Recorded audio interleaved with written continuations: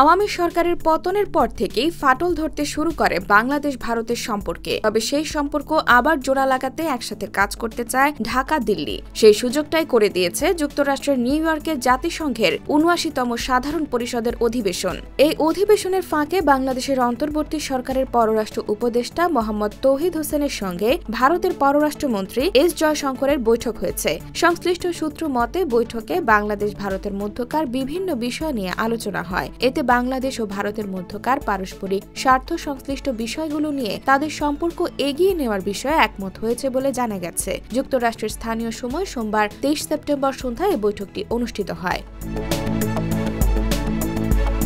এদিকে মঙ্গলবার সকালে বাংলাদেশের পররাষ্ট্র মন্ত্রণালয় সামাজিক যোগাযোগ মাধ্যম এক্সে এক পোস্টে জানায়, পররাষ্ট্র উপদেষ্টা তৌহিদ হোসেন জাতিসংঘ সাধারণ পরিষদের বৈঠকের ফাঁকে ভারতের পররাষ্ট্রমন্ত্রী এস জয়শঙ্করের সঙ্গে বৈঠক করেছেন। এ সময় তারা পারস্পরিক স্বার্থ সংশ্লিষ্ট বিষয় নিয়ে আলোচনা করেন। এই প্রথম দুই দেশের উচ্চ পর্যায়ের প্রতিনিধিদের মধ্যে সরাসরি বৈঠক অনুষ্ঠিত হলো, যা দুই দেশের সম্পর্কের উন্নয়নের লক্ষ্যে একটি ইতিবাচক পদক্ষেপ বলে মনে করছেন কূটনৈতিক বিশ্লেষকরা। তবে শেখ হাসিনার অবস্থান এবং তাকে দেশে ফেরানো নিয়ে কোনো কথা হয়েছে কিনা সে বিষয়ে কিছুই জানা যায়নি।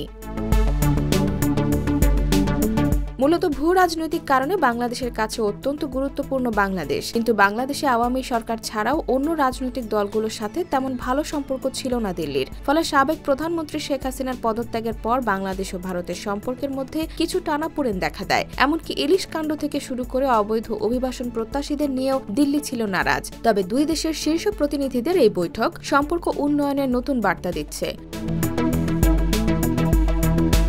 IBTV USA, New York।